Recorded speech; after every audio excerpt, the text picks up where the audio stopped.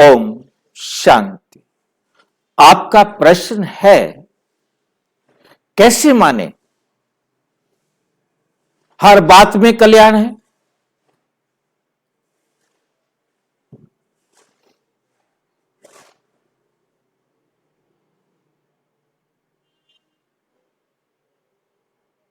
जो कुछ भी हो रहा है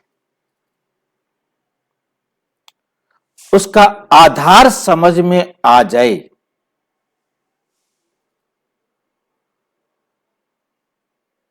तो ये बात स्वीकार करना मुश्किल नहीं होगी। ये आधार समझाने वाला कौन है, ये समझ में आ जाए तो इसे स्वीकार करने में कोई कठिनाई नहीं होगी।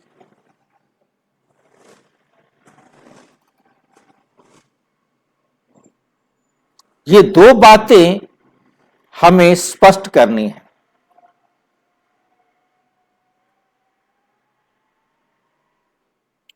हमें कोई रास्ते चलते कोई बताए कि आज छुट्टी है, आज स्कूल नहीं जाना है,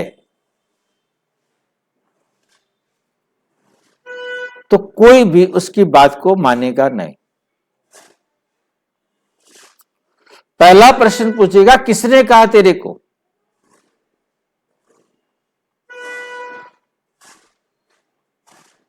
तो उसे बताना होगा किसने कहा, और वो व्यक्ति भी विश्वसनीय होगा और जिसने छुट्टी डिक्लेयर किए वो भी अधिकारी होगा, तब माना जाएगा।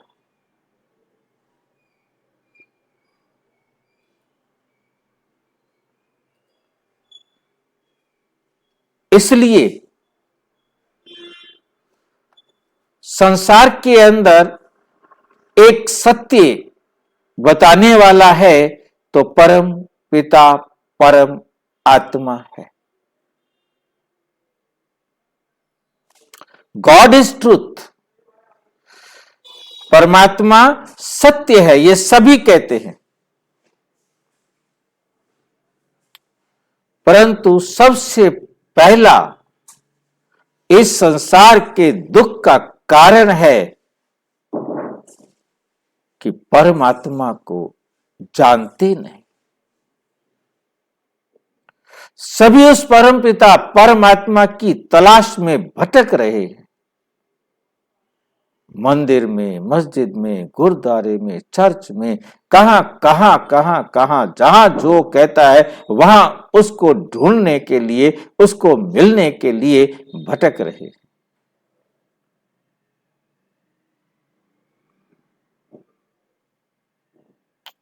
उसके साथ ये भी कहते हैं कि भगवान कभी अकल बांट रहा था तो तुम कहां सोए हुए थे। सभी पुकारते हैं कि हे भगवान, आकर हमें अक्ल दो, ज्ञान दो, समझ दो, बुद्धि दो।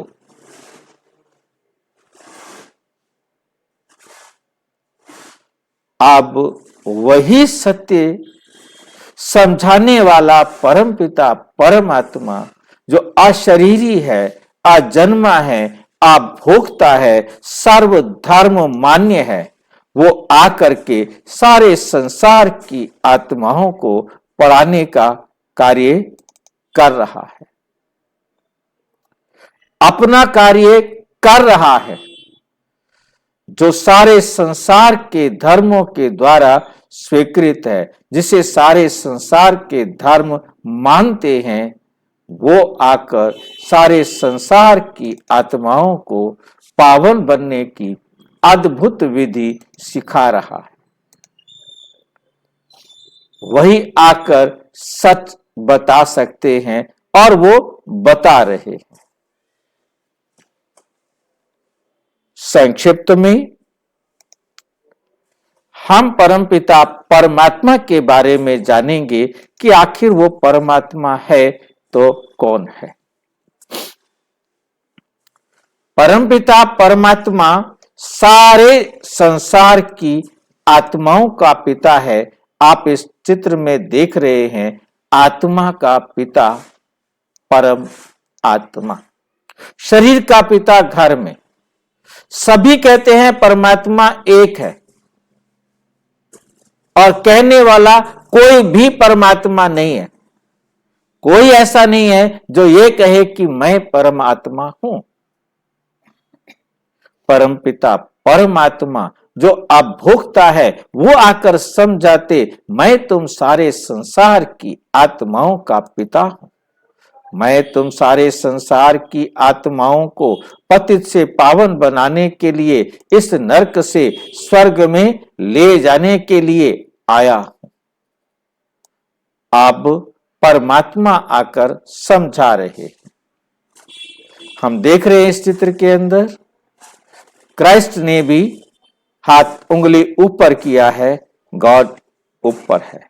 प्रजापिता ब्रह्मा को भी हम देख रहे हैं, उन्होंने भी उंगली किया है कि ऊपर है। गुरु नानक जी भी उंगली कर रहे हैं, ऊपर है। तो हम देख रहे हैं कि परमात्मा ऊपर है। तो ऊपर यहां दिखाया है एक ज्योति, एक प्रकाश, एक नूर, एक लाइट। हम नीचे आए तो देखते हैं कि गौतम बुद्ध भी और महावीर जी भी दोनों तपस्या कर रहे हैं। दोनों की आंखें ऊपर की तरफ चढ़ी हुई हैं, जो ये दिखाती हैं ऊपर है। और महात्मा बुद्ध की उंगली को भी हम देख रहे हैं, वो भी ऊपर का इशारा कर रही है, अपनी तरफ कोई भी इशारा नहीं कर रहा। साईं बाबा भी क्या कहते हैं, सबका मालिक एक है। कभी साईं बाबा ने ये नहीं कहा कि मैं परमात्मा हूं। राम कृष्ण भी शिवलिंग की पूजा कर रहे हैं, शंकर भी शिवलिंग की पूजा कर रहे हैं। जो किसी और की पूजा कर रहे हैं वो तो परमात्मा नहीं हो सकते। कोई भी देहधारी परमात्मा नहीं हो सकता। तो परमपिता परमात्मा एक अशरीरी है, आज जन्मा है, जिसे मुसलमान भाई क्या कहते हैं, खुदा एक नूर है, अल्लाह एक नूर है। तो इसी प्रकार से सोमनाथ में सबसे पहला मंदिर शिवलिंग रखा गया। तो परमात्मा को ही कहा जाता है कि वो कल्याणकारी है, जो एक है, जिसको सारे मानते हैं और सभी इस बात को स्वीकार करते हैं, परमात्मा कल्याणकारी है। परमात्मा सर्व आत्माओं का कल्याण करने वाला है। तो हम पहली बात समझ में आती है कि कैसे माने, हर बात में कल्याण है। उससे पहले हमें यह स्वीकार करना होगा कि जो एक परमात्मा है, जो सारे संसार के धर्म द्वारा मान्य है, वो सबका कल्याणकारी है। वो कह रहे हैं, उन्होंने आकर जो सच समझाया, वो समझने पर आप इस बात को स्वीकार कर सकेंगे। परमपिता परमात्मा ने आके समझाया कि मैं तुम आत्माओं का पिता हूं। आत्मा भी अजर अमर अविनाशी है, जैसे मैं आत्माओं का पिता परमात्मा अजर अमर अविनाशी हूं। और हर आत्मा में 5000 साल में वो जो कुछ भी करेगी, वो उस आत्मा के अंदर रिकॉर्ड है। परमात्मा में भी 5000 साल की रिकॉर्डिंग है, आत्मा में भी 5000 साल की रिकॉर्डिंग है। हर एक आत्मा, चाहे वो परम आत्मा हो, चाहे वो कोई आत्मा हो, हर आत्मा के अंदर इक्वल रिकॉर्डिंग है। हर आत्मा का साइज इक्वल है, परंतु हर आत्मा की रिकॉर्डिंग यूनिक है। हर आत्मा की रिकॉर्डिंग यूनिक है, और रिकॉर्डिंग अनादि और अविनाशी है। उसे परमात्मा भी परिवर्तन करना चाहे तो नहीं कर सकते, कोई आत्मा उसे परिवर्तन करना चाहे तो नहीं कर सकती।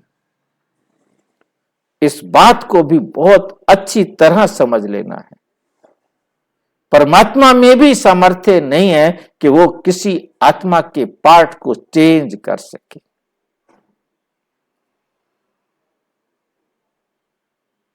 इसलिए ये ड्रामा हूबहू रिपीट होता है।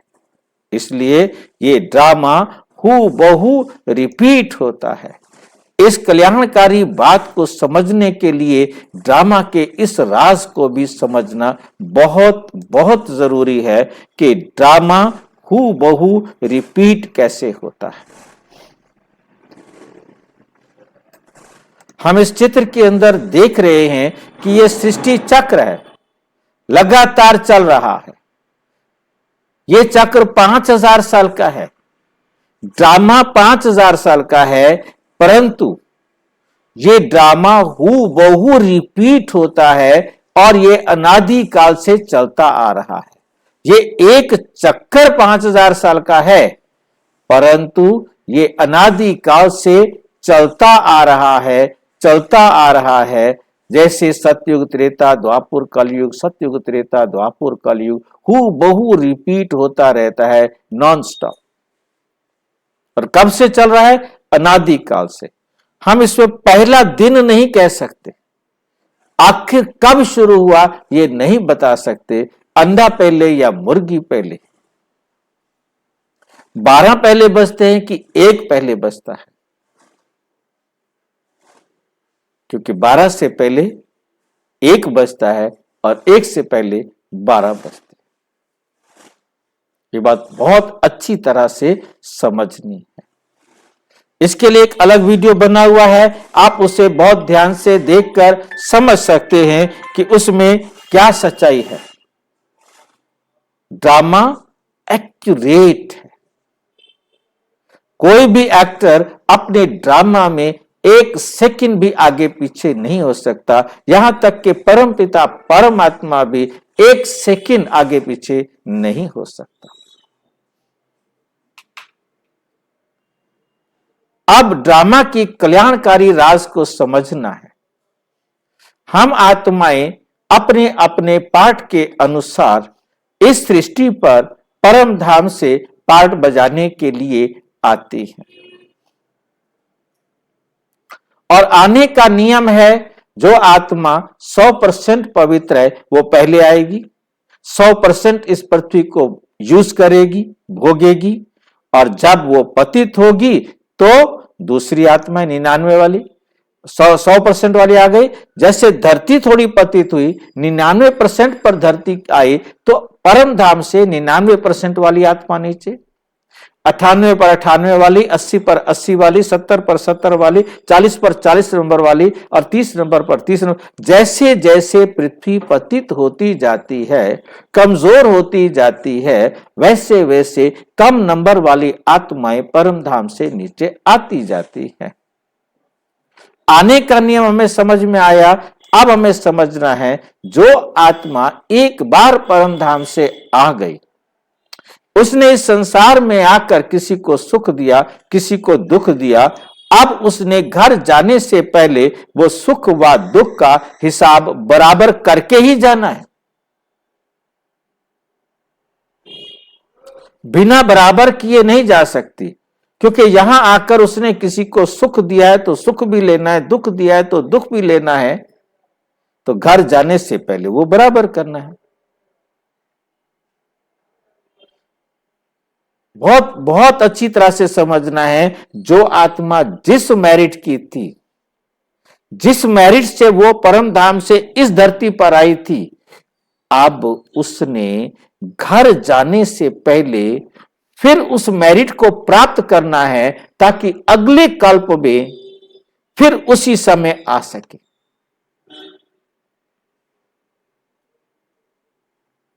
अब आकर के मैंने जिनको सुख दुख दिया, जाने से पहले वो मैं बराबर करूंगा। अब मैंने जिनको दुख दे दिया था, अब मुझे वो दुख दे रहे हैं। कितना दुख देंगे? जितना मैंने उनको दिया था। कितना सुख देंगे? जितना मैंने उनको दिया था। और जाने से पहले बराबर करना है। बराबर होगा तो मुक्ति मिलेगी, मुझे भी मुक्ति मिलेगी, उनको भी मुक्ति मिलेगी, तो ऑटोमेटिक कल्याणकारी हुआ ना। कोई भी आत्मा किसी को थोड़ा सा भी, जरा सा भी दुख कम या अधिक नहीं देगी। इस संसार के जितना भी रिश्ते चल रहे हैं, जितने भी कार्यक्रम हो रहे हैं, वो हमारे कर्मों के हिसाब से हो रहे हैं और हर पल हम अपना कार्मिक अकाउंट बराबर कर रहे हैं। हर पल, हर एक्ट समझ लो कि वो उसने मुझे सुख दिया हुआ था, मैंने उसे सुख दे दिया। उसने मुझे दुख दिया हुआ था, मैंने उसे दुख दे दिया। हिसाब बराबर हो गया। चाहे लिया हुआ था तो दे दिया, दिया हुआ था तो ले लिया। हर एक्ट हम पिछला बराबर कर रहे, तभी हम एक साथ घर जाएंगे। तो ड्रामा में जो कुछ भी हो रहा है, इस संसार के अंदर जो कुछ भी हो रहा है, उसमें हमारा कल्याण है। मान लो कोई मेरे को रोग हो गया है, कोई मुसीबत आ गई है, कोई कष्ट आ गया है, उसकी टाइम फिक्स है ना। उसने 10 दिन चलना है, उसमें से एक दिन कम हो गया तो बाकी 9 दिन रह गए। एक दिन और खत्म हो गया तो 8 दिन रह गए। आखिर तो उसे खत्म होना है।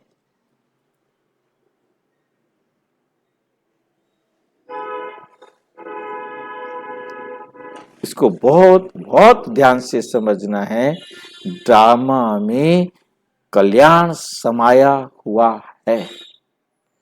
किसी को भी जरा सा भी कम या अधिक फायदा या नुकसान नहीं हो सकता। अकाउंट बराबर होना ही होना है।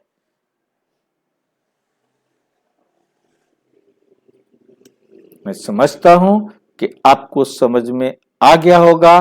फिर भी कोई बात स्पष्ट ना हुई हो तो आपका अधिकार है, आप प्रजापिता ब्रह्मा कुमारी ईश्वरीय विश्वविद्यालय के किसी भी सेवा केंद्र पर संपर्क करें, नहीं तो 9213106986 पर केवल टेलीग्राम करें। 9650692270 पर केवल व्हाट्सएप करें, फोन नहीं।